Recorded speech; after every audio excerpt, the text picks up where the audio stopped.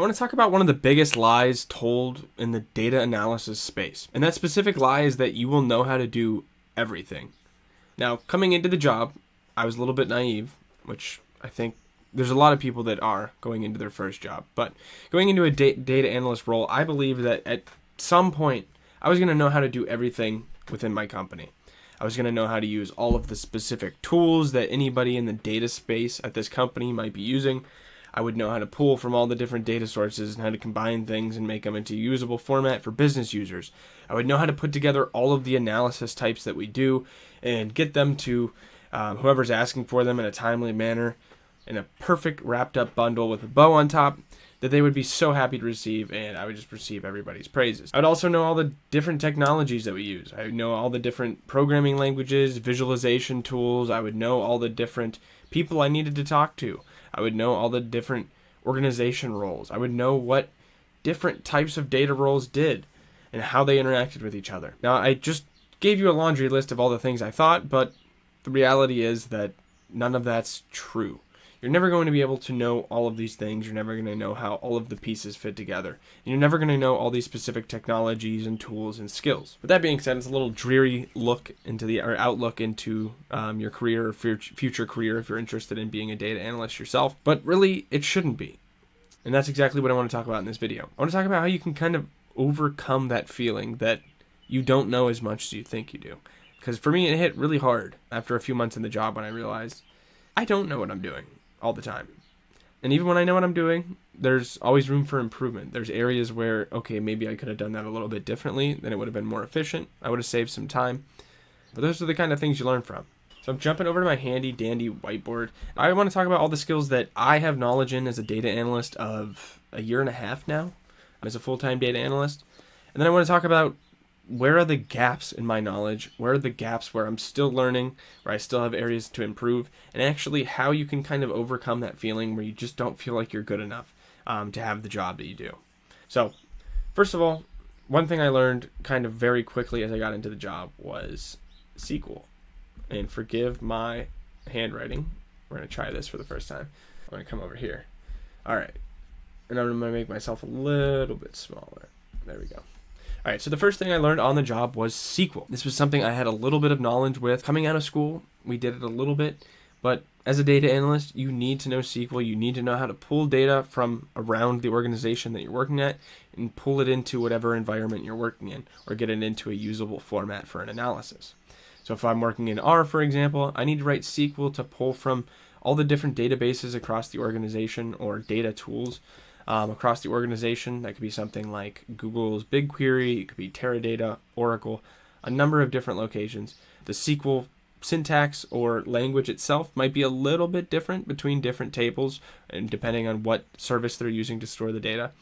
But for the most part, SQL code's all going to look the same. So it was something I needed to learn. And by no means am I a SQL expert. I learned a bunch of things still to this day on SQL, even though it's been a year and a half since I started using it. So things like improved efficiency. And for efficiency, I'm going to put EFF. There we go. And I'm going to put an arrow here just showing all the areas where you can improve. So increased efficiency. Knowledge of different tables that you didn't know exist. So oftentimes in a very big company, which I'm a part of a pretty big company, there's almost always multiple tables that are going to serve a very similar or if not exactly the same purpose. And the problem comes up when different teams that you normally don't interact with, they might use these different sources as the source of truth, when in reality, maybe neither of them are the source of truth. Or maybe one of them is the source of the truth, and the other one, the team just simply doesn't know that they should be using a different location. So I'm just going to talk about specifically here, an area where you can improve in your SQL knowledge is actually understanding the tables that are a part of your organization. So I'm going to put down tables. And so these two areas of SQL are still areas that I'm learning about every single day on the job. I'm learning how to write more efficient SQL queries. Maybe it doesn't make sense to use all these joins. Maybe there's actually a table that already links two tables together that you can use without having to left join a bunch of times, which increases the memory used for the SQL query, and it actually makes those queries longer oftentimes. And then the second part, like I said, learning about the different tables across the organization. Just by doing that, it can actually speed up your SQL processing time because sometimes there's tables that have already done the behind the scenes work to mesh together two different data sets or put it in a format that's usable for a specific analysis, that you don't actually have to spend pulling the source data and then manipulating it yourself in whatever environment you're working in. So just kind of having that kind of knowledge continuously increases your SQL skills. And I'm also just going to note, in my specific role, learning BigQuery has been super helpful for me, because BigQuery is just another type of location that data could be stored. Obviously, still using SQL to pull it from it, but it has so many different abilities than other tools that I've used or other data storage or other data warehouses that I've used to allow you to increase efficiency, whether through SQL code directly or just through how you set up those specific tables. So that gets in a little bit into data engineering, but I'll talk about that more in a little bit. So these three things here are just three of the many ways that I may know SQL, kind of. And so these are just three of the ways that me knowing SQL, I have tons of room to improve. And even though there's people that maybe have been there at the company much longer than I have, even these three areas that I just touched on, they're still learning about. There's stuff that I can even teach these people, because in my day-to-day work, I use specific tables, I write specific queries, I use BigQuery. Other people who have been here at the company for maybe 15 plus years, maybe they're not experienced with BigQuery, or maybe they're not experienced with this one specific table that I use on occasion that I can teach them something about. So even those people still have areas to learn. And there's no one at this company who knows everything when it comes to SQL. There's people who are more skilled than others at SQL, but there's no one person at a company that is just going to know everything about the day-to-day operations in something like SQL. Hey, real quick, I don't mean to interrupt, but you should check out the link in the description. It's to my Discord. There's people just like you wanting to learn data analysis, and they're asking each other questions and answering them all the time, so why not join it? It's free. All right, so the next area. I'll just do a little separation line here. For me specifically, I use R every single day when it comes to work. I'm building a fairly large dashboard in R Shiny, which is a specific package that you can use within R to build dashboards. I help on a team that does this kind of work. And coming out of college, R was one of my strong suits. We use R for everything in my statistics major. We used it for hypothesis testing, regression lines, model fitting. We used it for data manipulation. And still, on a day-to-day basis, I'm using R for those same kind of techniques and same types of packages and tools. However, I'm learning every single day on the job more and more about R. And similarly to the last point with SQL, there's no one person at this company that knows everything about R. There's one person in specific at our company that is very talented when it comes to R, but I'm sure there's specific things that maybe I have done or some of my coworkers have done in R that this specific person I'm thinking of has not done. So for anybody who knows R at the company, or even those who don't know R, there's no one person that knows everything about R. Some of the specific areas where I'm still improving in R Shiny specifically. There's tons of different ways that you can make a large scale R Shiny app and make it more efficient, make it better, and make it faster. And that's something I'm still learning about to this day. As the dashboard gets bigger and bigger that we're building, there's more and more areas that we can improve to make the thing quicker. For users that are using the dashboard, we can make it more efficient so that we're not spending as much pulling data into the dashboard as users make changes to different filters that might be available to them.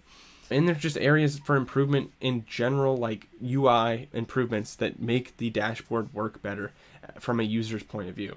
It just makes more sense or intuitive sense to them. And that's another area where you can improve our Shiny dashboards. Now, another thing, there's always room to make your code more efficient. Whether that's writing specific functions that do things that you do all the time, that's supposed to be an F. Again, I'm going to put EFF because I'm really struggling here with this. There's always room to increase the efficiency of your code. There's no one person in the world who is just the most efficient coder. Obviously, with things like ChatGPT, and our company has our own internal AI chatbot that we can use for this kind of tool, those can help make data analysts and anybody who codes really infinitely more efficient in their coding, because it helps them write maybe code that uses less lines, it runs through less steps, and ultimately uses less memory, which increases productivity and oftentimes decreases spend on different things that we might be spending money on as a company. And then even just on a personal note with R, one thing I've always wanted to do was be an author in a package. And so my whole point here is that while I may be experienced with R, I use it on a daily basis. I would not be able to function at my job without being able to use R, because literally 95% of the things I do in my workday is within R. I am no master. I'm improving every single day. And there's not one person at this company that I'm working at, or possibly in the world, that knows everything there is to know about R. There's no one person that you can go to that's going to have all the answers. And so what's the point I'm trying to make here? I'm not going to run through every single technology that I know or that I have experience in and do this same exercise. But what am I trying to say? All right, and it took me far longer than I would like to admit to actually write out what's the point. I'm going to move my head over again. But what's the point I'm trying to make here? Coming into a data analyst role, you might feel like you need to learn every single thing under the sun. You might think you need to learn everything you need to know about SQL or R or Python or Tableau or Power BI. And I didn't even get into those specifically in this video, but the point still stands. Here's the ultimate number one solution that you need to have in the back of your mind anytime you have this thought that you need to know more and you need to know more. First of all, yes, it's a great thing to learn more and more about the tools you use in your day-to-day. But even more important than that is knowing who and where to go within your organization to find out these things. And I'm going to write that down and just in a one-word answer, you being able to use your resources. So being able to use your resources means you know the person that knows specifically about a table you're interested in. Or maybe you've heard in the past that they know a lot about a specific type of analysis. Maybe they're really good at clustering in R. And you have a project came up that you need to cluster in R. You know that that's the person you need to go to. And sometimes you find somebody that's actually just a great collector of these people. You've heard in the past, or you've been in a meeting where something's came up and nobody really knows what to do. And somebody says, oh, I know a person. Blah, blah, blah. I worked with them on a project 5 years ago, and they did this specific task. So let's reach out to him, and we'll know. There's people like this oftentimes, at least in good companies, that are just great collectors of people, and they know who to reach out to when it comes to specific things. Now, I'm saying, why not become that person? Why not become that person that knows everybody's strengths and weaknesses and knows where to go when you have a problem? I'm not saying you need to be annoying and just reach out to everybody all the time and ask them to do work for you. That's not what I'm saying. However, when you get to a stuck point where you're like, okay, I don't know what to do. I've reached my wit's end. This code in R is not working. Or this SQL query is taking forever and there has to be a better way around this. You know the person who knows the person that would know what to do. Hopefully it makes you feel a little bit better that you don't need to know every single thing when it comes to data analysis to get a job even. You don't need to know a lot to get a job. You just need to be able to prove that you know how to be resourceful and you know how to get to an answer eventually. So hopefully that makes you feel better. But hey, if you really want to feel better, also watch this next one.